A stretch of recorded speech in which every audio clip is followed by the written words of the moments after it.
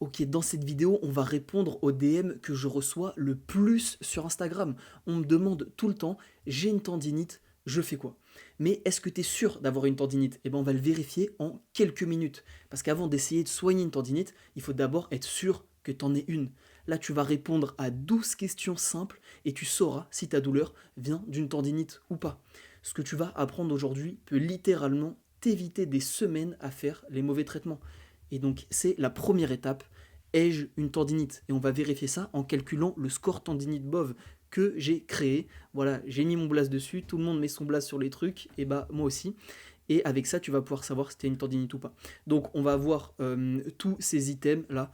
Ouais, tu vois en haut, bilan de coude, c'est juste parce que j'ai issu ce PowerPoint d'une formation que j'ai fait où on apprenait à bilanter, de la partie entre autres, on apprenait à bilanter le coude, mais on s'en beurre. Donc voilà, on va vérifier ces 12 items.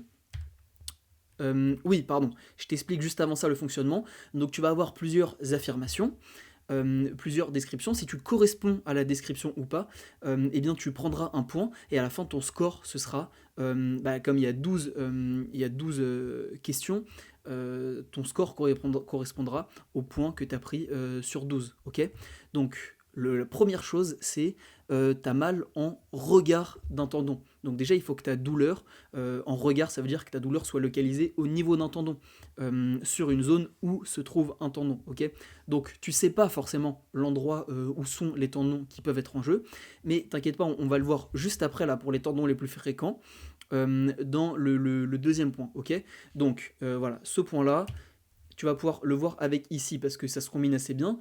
Parce qu'il y a plusieurs points sur la localisation. Donc le premier c'est est-ce que tu as mal en regard d'un tendon, le deuxième c'est est-ce que tu as mal à la palpation, donc tu vois tu peux faire les deux en même temps. Et là je te montre la localisation des tendons les plus connus, ok? Sur ce qu'on appelle un golfer elbow, une tendinite interne du coude, une épicondylite interne, tu peux l'entendre sous tous ces termes-là. Eh bien, la douleur, elle va se situer à cet endroit-là, à l'intérieur du coude. Tu vois, tu as une boule osseuse sur laquelle viennent s'insérer tous tes épicondyliens internes. Et voilà, c'est cette zone-là au niveau du coude, tu vois, que je montre avec mon doigt là sur la photo. Ok. Ensuite, au niveau du genou, une tendinite au niveau du genou de l'appareil extenseur, ça peut être à deux endroits. Les deux que tu vois entourés en rouge ici. Donc, le premier en bas, eh bien, c'est juste en dessous de la rotule. Tu vois, tu prends ta rotule, c'est le rond osseux que là tu as vraiment en plein milieu du genou, et tu vas palper en dessous en fait, de ta rotule, et là tu as le tendon patellaire, ok, et tu peux avoir une tendinite à cet endroit-là. Ok, à cet endroit-là. Et tu peux avoir la même chose, mais juste au-dessus de la rotule, donc là plutôt sur le tendon quadricipital. Donc voilà, c'est tout simple, au-dessus et en dessous de la rotule, pour ton tendon quadricipital et ton tendon patellaire. Ensuite, au niveau externe du coude, bah là, à l'inverse des épicondyliens internes qui donnent la golfer elbow, bah là, tu peux avoir le tennis elbow, la tendinopathie externe du coude. Et ça va se situer, là, au lieu d'être sur la boule interne au niveau du coude, ça va se situer sur la boule externe au niveau du coude. Tu vois, c'est un petit peu plus en avant que là, que l'olécrane, c'est-à-dire la boule du coude sur laquelle se termine ton triceps. C'est un petit peu plus en avant de ça, sur la zone voilà, que je t'ai entouré en rouge. Au niveau du tendon du triceps, là, ça va être un peu plus en arrière, vraiment un peu plus au regard de l'articulation, de l'articulation du coude, de ta boule osseuse, là, ton olécrane. Voilà, le tendon du triceps, ça va être ça. Donc, pour est-ce que tu as mal au regard d'un tendon et pour savoir est-ce que tu as mal à la palpation, tu te réfères à ça, tu viens regarder si tu as mal déjà à ces endroits-là, et si tu as mal à la palpation à ces endroits-là. Et en fonction de si c'est le cas ou non, tu prends un point ou pas. Ok. Numéro 2, il faut que ta douleur soit localisée. Sur les tendinopathies, la douleur n'est pas étendue, elle est plutôt précise. On la montre avec un ou deux doigts maximum. Donc tu vois, c'est le cas un peu sur tout ce que je t'ai entouré ici. Si ta douleur, tu vois, au niveau du coude, hop, si ta douleur au niveau du coude, elle est comme ça, là, il y a moins de chances que ce soit une tendinite. Si au niveau du genou, tu as une douleur à ce niveau-là, mais qui remonte un peu par là, c'est chaud. Si ta douleur, elle fait vraiment tout ça au niveau du bras, pareil, ça va pas trop être... c'est des indices pour dire que ça va... moins en faveur d'une tendinite, ok. Donc, douleur localisée, est-ce qu'elle est localisée ou pas? Tu prends un point ou pas. Douleur à la charge. Enfin, si tu charges ou contractes le muscle associé, le tendon ou le muscle associé au tendon, est-ce que ça fait mal? Donc ça, il faut connaître les fonctions. Par exemple, pour le tendon quadricipital ou patellaire, tu vois, c'est l'extension du genou tout simple. Donc tu vas venir faire une extension de genou, à vide ou bien chargé. Je t'invite à tester les deux parce que parfois à vide c'est pas assez pour déterminer est-ce que ça fait mal à la charge. mais de toute façon tu le verras probablement sur les mouvements qui te gênent, et tu regardes, est-ce que ça fait mal, tu prends un point ou non, ok. Ensuite, les contraintes anarchiques. La douleur, elle va se déclarer avec un delta entre contrainte et capacité. Donc, si c'est une tendinite, il doit y avoir un moment où tu as outrepassé tes capacités, ok. Donc, c'est sûr qu'il y a un moment où vraiment tu as demandé un peu plus que ce dont le tendon était capable pour que la douleur tendineuse se déclare, ok. Et n'hésite pas à réfléchir avec du recul, parce que ça peut être petit à petit, petit à petit depuis longtemps, ok. C'est pas forcément en lien avec tes derniers entraînements, la dernière semaine, voire le dernier mois, tu vois, réfléchis vraiment avec du recul, jusqu'à plus loin que jusqu'à plusieurs semaines, plus loin qu'un mois, ok. Et c'est pas toujours dû à l'entraînement, comme je l'explique dans une autre vidéo que j'ai fait sur les capacités et les contraintes. Il faut penser au sommeil ou à la nutrition, parce que parfois même sans augmenter la charge à l'entraînement, tu peux diminuer tes capacités.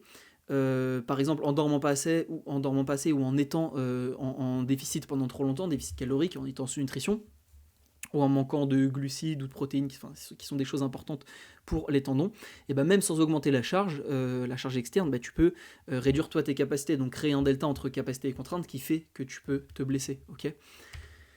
Pas du tout. Ensuite, l'effet d'échauffement. Donc, tu vas avoir mal au début de l'activité, à froid, quand t'es pas encore échauffé. Puis ensuite, la douleur va diminuer lorsque la zone s'échauffe. Et enfin, elle va revenir peu après l'arrêt de l'activité, une fois que t'es refroidi. Ça, c'est un comportement typique de tendinopathie. Si c'est le cas, tu prends un point. Voilà. Ensuite, l'isométrie te soulage, ok. Donc, si tu fais de l'isométrie sur ton tendon douloureux, ça va diminuer la douleur. Là, j'ai mis protocole isométrie BOF, parce que ça, j'ai réalisé un protocole d'isométrie, et dans la formation, je dis aux gens, faites ce protocole-là, et puis vous allez voir pour ce point-là ou pas. Et tu sais quoi, je vais te le donner, je vais le mettre en description, ce protocole d'isométrie, comme ça, tu pourras tester directement toi-même. Et si ce protocole-là te soulage, tu prends un point. Si c'est pas le cas, tu prends pas de point. Et attention à bien le réaliser, ok. Je te donnerai les consignes, mais il faut que tu le réalises vraiment bien selon les consignes que je t'ai données. Pas le faire trop fort. Voilà. La bête, excuse-moi de te couper en pleine vidéo. Je te prends quelques secondes pour te dire qu'en description, tu as un lien vers mon calendrier si tu veux prendre un appel gratuit avec moi qui n'engage à rien. Le but, c'est que tu m'expliques un petit peu ta situation, voir si je peux t'aider, si je peux t'envoyer peut-être des ressources supplémentaires ou te fournir des conseils un peu plus personnalisés. Donc voilà, si tu veux aller voir ça, c'est en description. Et sur ce, je te laisse avec la suite de la vidéo. Point suivant, ni gonflement ni sueur. Donc la zone où tu as mal en regard d'un tendon, ne sue pas particulièrement ou n'est pas gonflé. Alors oui, on va me dire, les tendons, quand sur des tendons pathologiques, ils vont avoir tendance à se gorger d'eau. Sauf qu'en fait, ça se traduit pas souvent à l'œil nu, ok. Au niveau du tendon d'Achille, on peut voir le tendon un peu plus gonflé, ok. Ça c'est le cas. Sur les autres, c'est pas le cas. Et en plus, c'est pas exactement ce dont je vais parler. Là, je vais parler pas que de l'épaissement du tendon, qu'on peut voir encore que dans certains cas sur le tendon d'Achille, ok. Mais vraiment d'un gonflement général de la zone, ok, avec, là je l'ai pas mis, mais des rougeurs, et qui peut suer un peu plus, ok. Là fais attention, la phrase elle est à la négative, donc tu prends un point si tu n'as pas de gonflement et pas de sueur, ok, contrairement aux autres.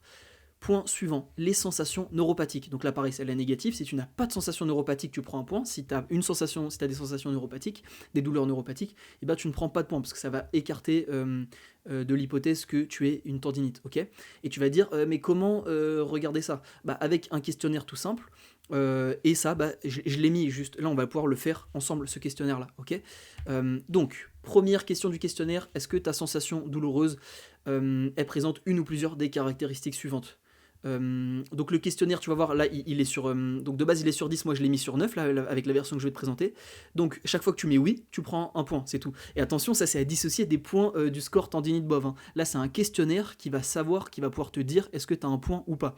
À la fin, je te dirai comment interpréter le questionnaire, donc le score sur 9, et en fonction de ton score sur 9, ça te donnera un point ou pas sur le score sur 12 qui est le score tendinite BOV. Okay, donc ça c'est les 3 premiers points.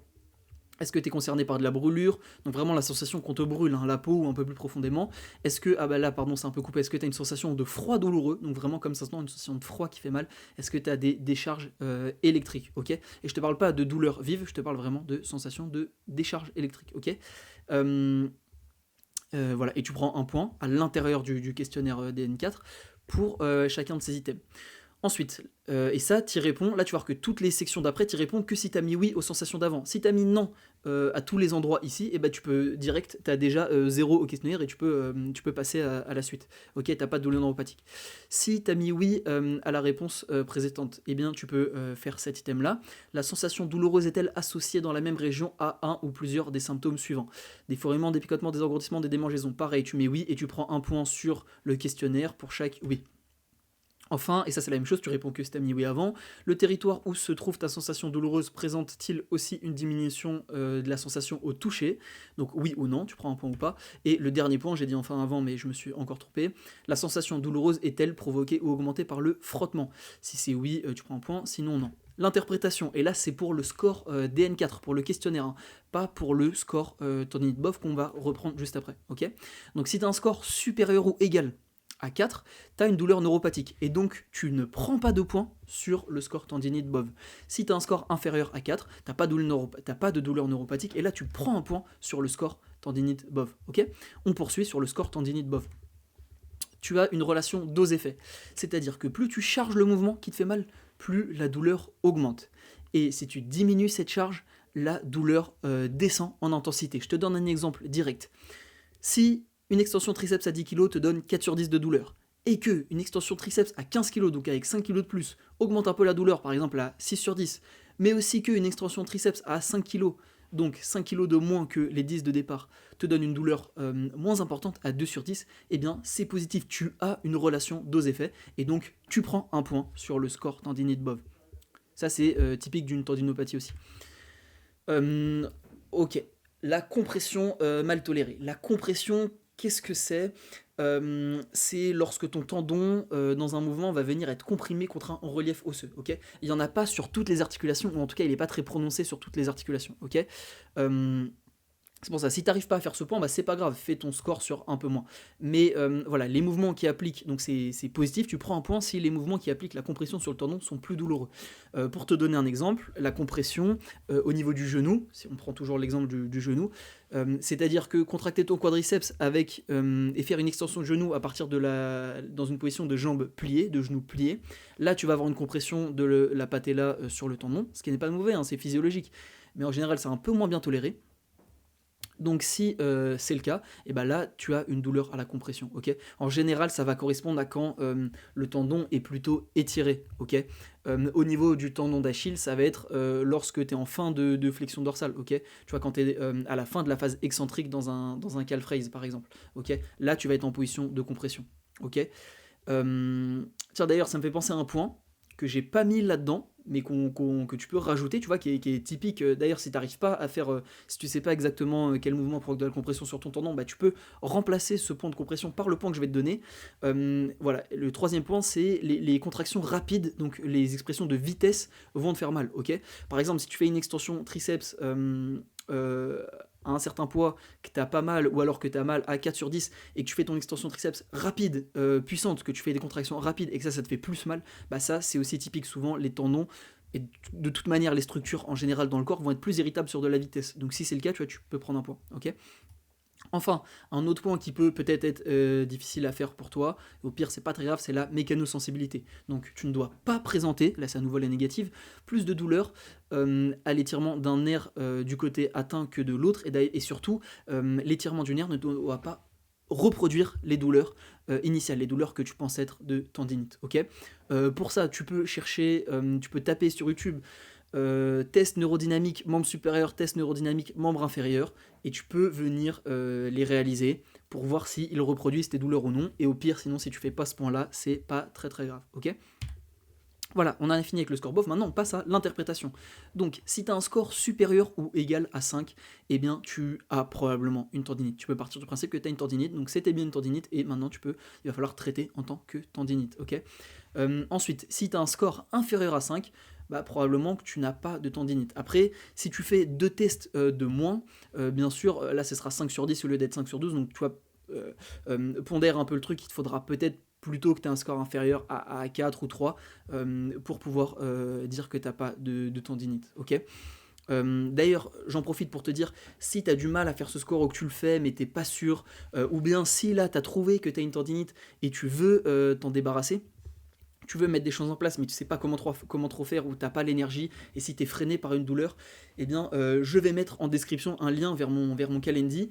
Tu peux prendre avec lequel tu pourras prendre un rendez-vous de découverte avec moi d'une quinzaine de minutes. Le but, c'est vraiment juste de voir si je peux t'aider. Déjà en t'apportant peut-être un peu plus de valeur, t'amenant vers d'autres, en te donnant d'autres ressources, ou bien en te fournissant des conseils un peu plus personnalisés en fonction de ce que tu me diras. Voilà, déjà, le but, c'est de découvrir un petit peu comment je peux t'aider. Ça ne m'engage à rien, donc n'hésite pas à aller voir en description, prendre un rendez-vous pour voir comment on peut t'aider. Ok. Et oui, si tu as une tendinite, si tu veux la guérir, et puis si tu n'as pas de tendinite, si tu veux savoir quoi faire, et du coup ce que ça peut être d'autres. Ok. Voilà, n'hésite pas, ce serait avec plaisir que je pourrais t'aider. Ok, on n'en a pas tout à fait fini, parce que là je te propose aussi d'aller un petit peu plus loin, ok, tu vois. Le tendon douloureux n'est pas forcément le maillon faible, ok. Il a peut-être pris plus de contraintes à cause d'un déficit d'une autre structure. Euh, En gros, ce que ça veut dire, c'est que le tendon qui se déclare, c'est peut-être pas l'unique truc à renforcer ou à bosser, tu vois. C'est peut-être d'ailleurs même un truc qui est plutôt fort, qui est plutôt bien, mais parce que tu as des déficits ailleurs, et ben c'est lui qui va se retrouver à prendre beaucoup de contraintes. Et au final, le problème, tu peux toujours le renforcer lui pour qu'il sache prendre toujours plus de contraintes, mais tu as peut-être d'autres trucs à bosser à côté pour essayer de soulager le tendon et d'harmoniser un peu les contraintes. C'est pour ça que je t'invite à bilanter ta force et ta mobilité des articulations sus et sous-jacentes. Par exemple, si tu as mal au coude, d'aller bilanter ton poignet et ton épaule. Si tu as mal au genou, d'aller bilanter ta hanche et ta cheville. Tout ça, c'est très important. Et du coup, ça nous amène à une approche complète. Tu vois, par exemple, en haut d'un muscle-up, un déficit de rotation interne d'épaule, ça peut générer plus de demandes au niveau du poignet. Enfin voilà. Et là, d'ailleurs, c'est coup d'épaule poignet, mais ça peut être genou, cheville, hanche. Ça peut être hanche, genou, lombaire, tu vois, ce qui est au-dessus des hanches, c'est les lombaires, ce qui est en dessous des hanches, c'est le genou, enfin voilà, va regarder tout ce qui est au-dessus, tout ce qui est en dessous, ok. À nouveau, si tu as besoin d'aide pour tout ça, ou pour le traitement, bah voilà, comme je te l'ai dit juste avant, tu as un lien en description vers mon calendrier, ce sera avec plaisir que je pourrai t'aider. J'espère que cette vidéo t'a aidé, et je te souhaite le meilleur pour la suite. On se revoit probablement plus tard sur d'autres contenus, ou par message. Allez, salut mon pote.